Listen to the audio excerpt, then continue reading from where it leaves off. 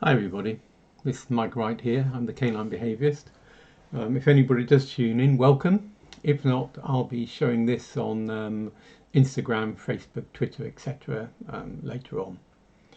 So the point of these Wednesday evening sessions is really to try and help people understand a little bit about their dogs and how to help people help their dogs live in the human world. So I'm a canine behaviourist. I've been rescuing dogs for many years since I left the services, and I retrained as a behaviourist a few years back.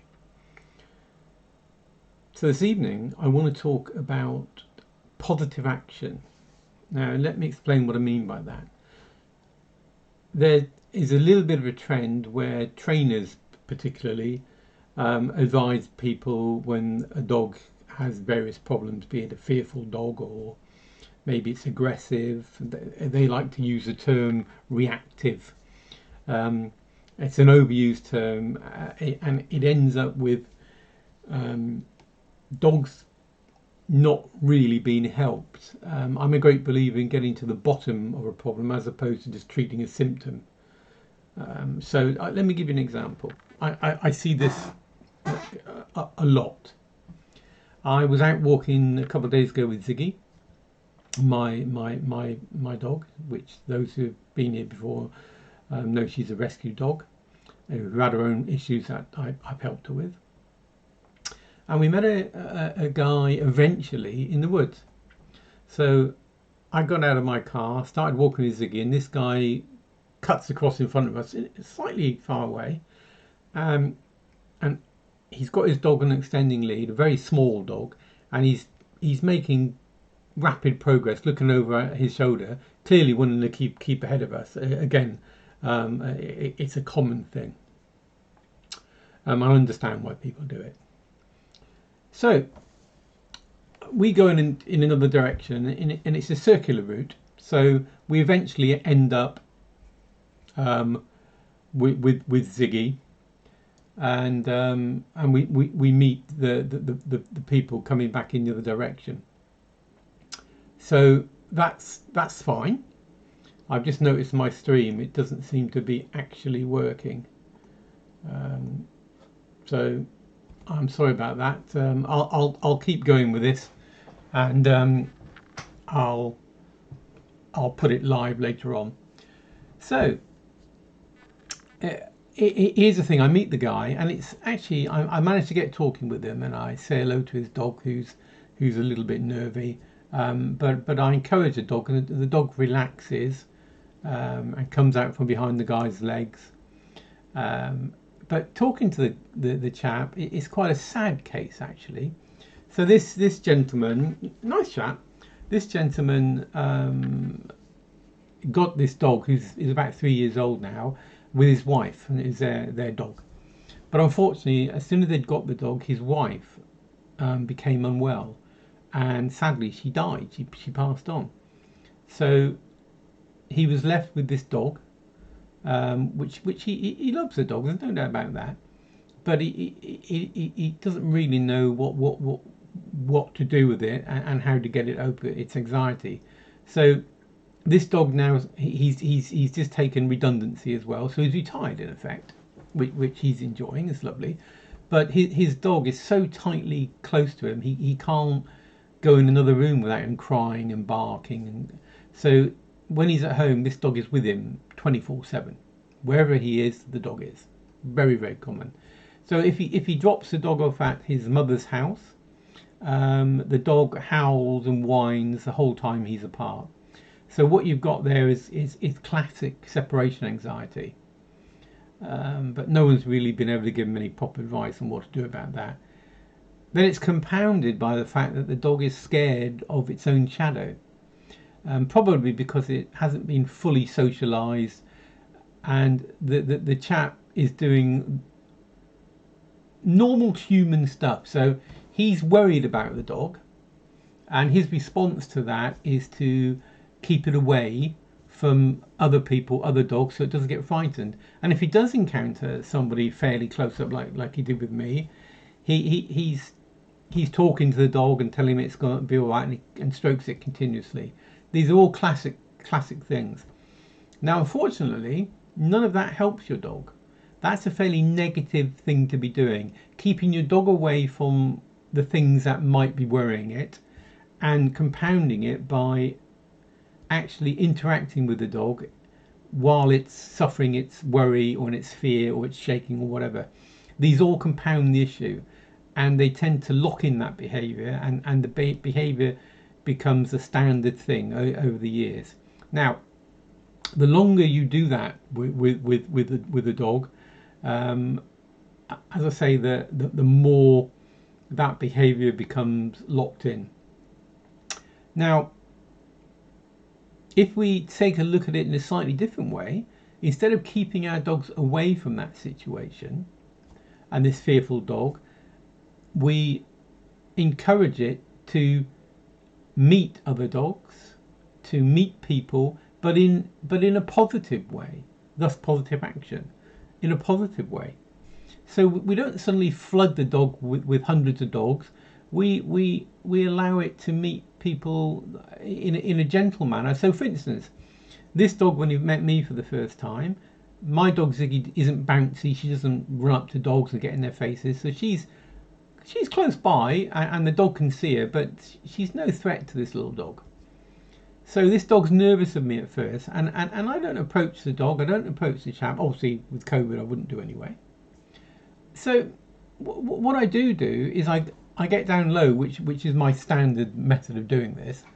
I get down low and I talk very quietly and gently to this dog. And again, not approaching it, and I put a little treat just into the palm of my hand there, and I just hold my hand down while I'm talking, and I'm carrying on talking to the owner, and the dog, pretty much 99% of the time this happens, the dog tends to come out from behind the person's legs, approach a little bit gingerly, takes the treat, and then retreats. But over a period of time, and I'm talking a short period of time, maybe a few minutes, if that, the dog relaxes, realizes that I'm not a threat. My dog Ziggy isn't a threat. I mean, it's a bit like teaching children stranger danger. This is what these dogs are experiencing. They're experiencing what we would call unnatural behavior. It's not normal behavior. Okay, so we've got to encourage them to be able to live in the world as it is, not how they're necessarily perceiving it. So what I'm doing is something called desensitization, and that's basically helping remove the fear that this dog is feeling.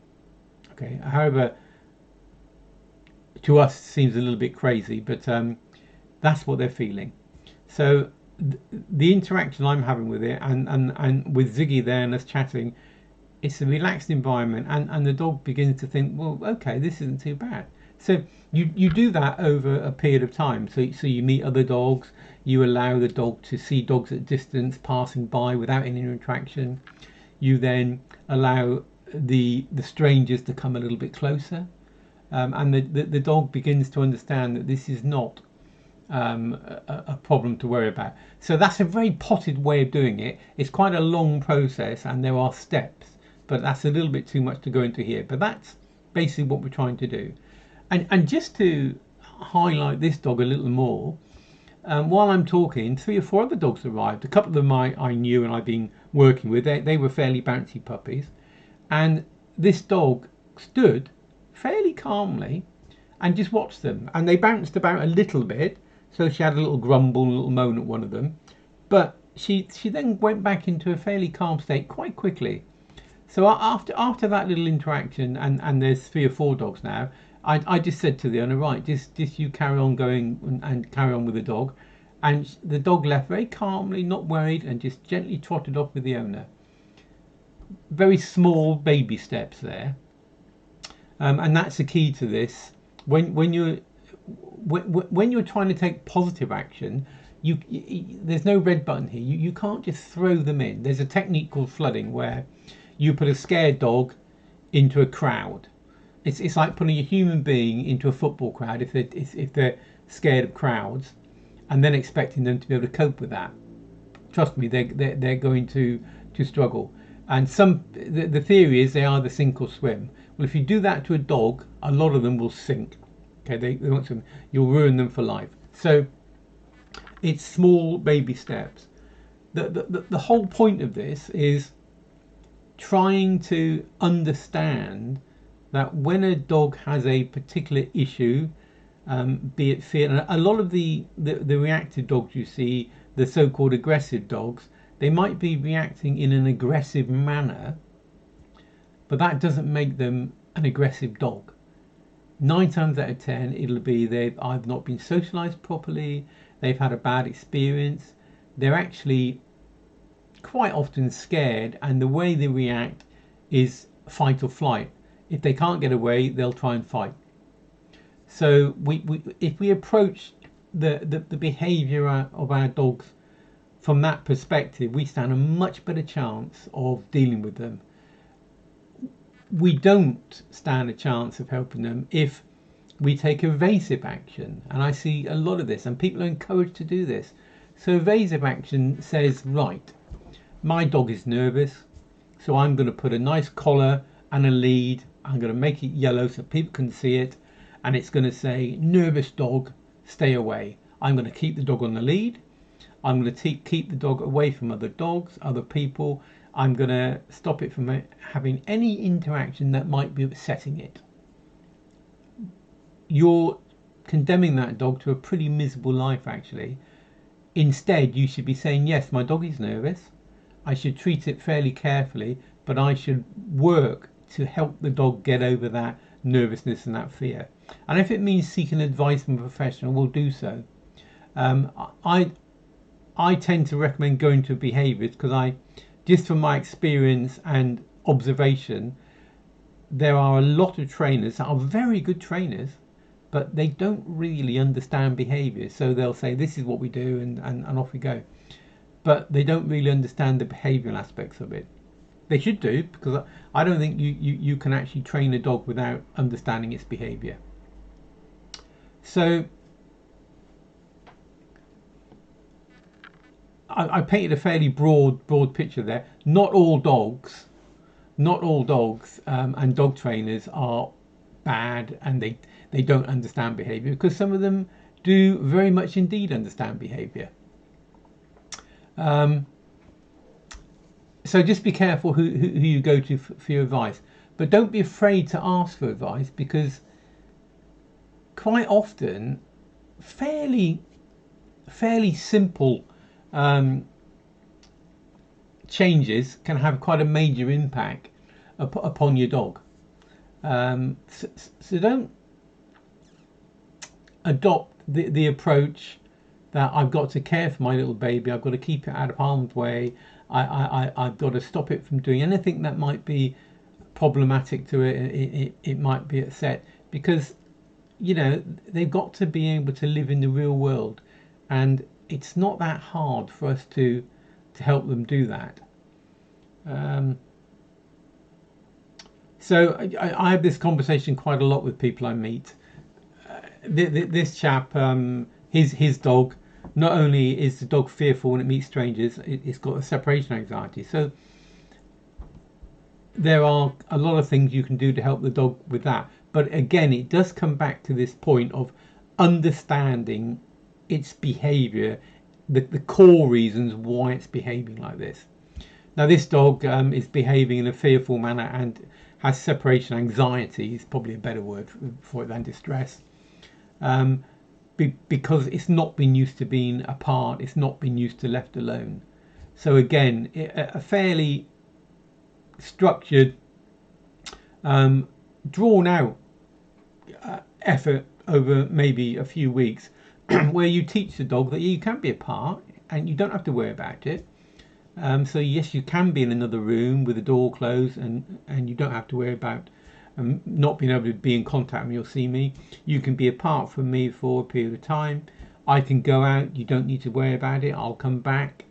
So you teach the dog to overcome its again, it's fairly abnormal behavior, and all of these are achievable. All of these dogs can be helped with positive action. Okay, I know I keep saying that, but I'm a great believer in it. Um, you have to take advice, be very careful what you're doing, but if you adopt a much more positive approach to these things, understanding it, not running away from it, not keeping your dog away, you will help your dog. All right, I think that's all I'm going to say today. I think there's a bit of a problem with the stream, so hopefully this will record and it'll be okay. But you can find me at the web address there, www.thecaninebehaviourist.co.uk. You can find me on Instagram, Canine Behaviourist, at Canine Behaviourist on Twitter, and Canine Behaviourist on my Facebook page. My website has lots of advice and there's blog pieces that you may or may not find of interest. You can contact me by my site, by Twitter, by Facebook if you need my assistance. Given the current state of affairs and the COVID situation, I'm happy to meet people over video. You can send me videos of a particular problem behavior if you think you need help, and I can help you with a video consultation. Where it's appropriate and it's okay, it's always best to actually meet face to face. But I've found that during the current pandemic, I've been able to help people via video, so I'll continue to do that. That enables me to help people over a bit of a longer distance than my normal locale. So I think that's it for now. Nobody came to watch, which doesn't surprise me, but that's okay. I'll put this onto Instagram, I'll put it onto Facebook, and hopefully you might find it of interest. If you've got any questions about anything related to your dog's behaviour, or indeed basic training issues, I can help you with those. I welcome any feedback from you, and I think I'm going to leave it at that. So bye for now, and thank you for watching.